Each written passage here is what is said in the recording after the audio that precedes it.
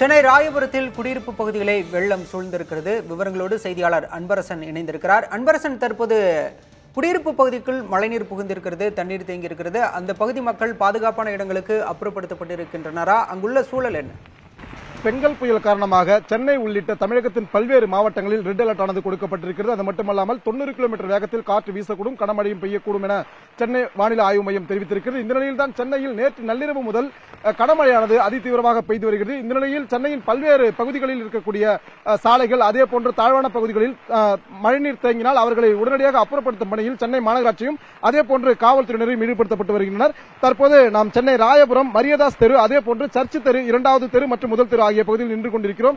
இந்த பகுதியில் நேற்று நள்ளிரவு முதலே பெய்து வரும் கனமழையின் காரணமாக இந்த பகுதியில் சுமார் 1.5 அடிக்கு மேல் தண்ணீர் சூழ்ந்திருப்பதை நம்மால் பார்க்க முடிகிறது. குறிப்பாக தற்போது நமது ஒளிப்பதிவாளர் திரு ஐயப்பன் அவர்கள் நேரில் காண்பித்துக் கொண்டிருக்கிறார். இந்த பகுதி முழுவதுமாக தண்ணீர் சூழ்ந்திருப்பதையும், சுமார் 100கணக்கான குடும்பங்கள் இங்கு இருப்பதையும், அவர்கள் வெளியில் வர முடியாத அளவிற்கு தண்ணீரானது இங்கு சூழ்ந்திருப்பதை நம்மால் பார்க்க முடிகிறது. அது மட்டுமல்லாமல் இந்த பகுதிகளில் சாலையின் ஓரங்களில் நிறுத்தி வைக்கக்கூடிய இருந்த இருசக்கர வாகனங்கள் முழுவதும் பழுதாகி அது ஸ்டார்ட் செய்யக்கூட முடியாத ஒரு நிலையானது ஏற்பட்டிருக்கிறது.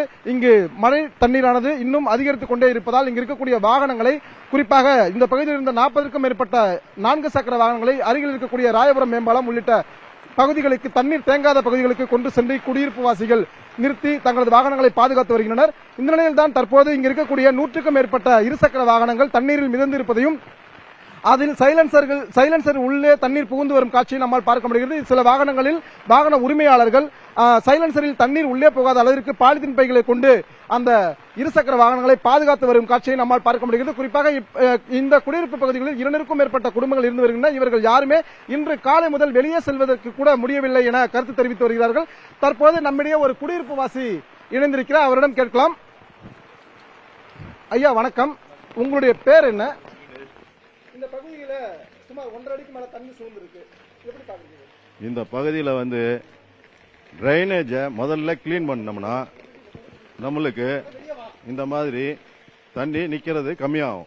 பிளாஸ்டிக் நிறைய இருக்கு. இந்த மாதிரி கழிவு நீர் அதாவது டிரைனேஜ் இதெல்லாம் சுத்தப்படுத்தணும். சுத்தப்படுத்தி நல்லா வடிகால் வசதியை செஞ்சு கொடுத்தோம்னா இந்த தண்ணி நிக்கிறது குறையும். அப்படி குறையும் போது இந்த வாகனங்கள் எல்லாம் ரொம்ப பழுதாகிறதெல்லாம் கம்மியாகும். இப்ப கார் எல்லாம் பாத்தீங்கன்னா இங்க இருக்கிற கார் இவ்வளவு தண்ணி ஏறிட்டே இருக்குதுங்கிறதுக்காக பிரிட்ஜ் மேல கொண்டே நிறுத்துறாங்க. பல லட்சம் ரூபாய் கொடுத்து வாங்குற பொருளுங்க எல்லாம் வீணா போகுது. தண்ணி உள்ள வருது. உள்ள போன வாட்டி தண்ணி உள்ள வந்துருச்சு. போட்ல எல்லாம் எங்களுக்கு எல்லாம் உதவி செஞ்சாங்க. அது இல்லாம இந்த உள்ள இருக்கிற பொருளுங்க எல்லாம் வீணா போகுது. பகுதி தாழ்வான பகுதிங்கிறதால தண்ணீர் சுமார் 1.5 அடி உயரத்துக்கு இருக்குது. இங்க இருக்கக்கூடிய வாகனங்கள் இப்ப மட்டும்தான் பழுதாகுதா, இல்ல இதற்கு முன்னாடி பெஞ்ச மழையினால வாகனங்கள் பழுதாச்சு. வீட்டுக்குள்ளே தண்ணி வந்தது. வீட்டுக்குள்ள இருக்கிற பொருளுங்கள் எல்லாம் சோபா, கட்டில், பிரிட்ஜ், வாஷிங் மிஷின் எல்லாமே போயிடுச்சு. எல்லாரும் வீட்லயும் போயிருச்சு.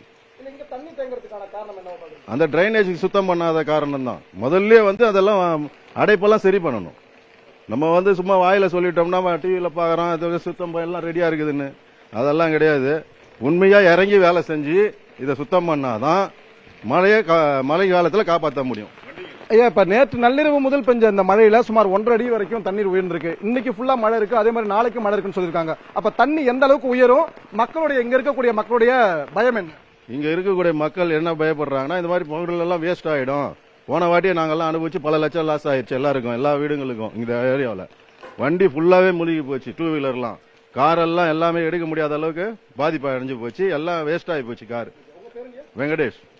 ராயபுரம் பகுதியில் தண்ணீர் தேங்கியிருப்பதால் மக்கள் சந்திக்கக்கூடிய பிரச்சனைகளை களத்திலிருந்து செய்தியாளர் அன்பழகன் வழங்கினார். விவரங்களுக்கு நன்றி அன்பரன்.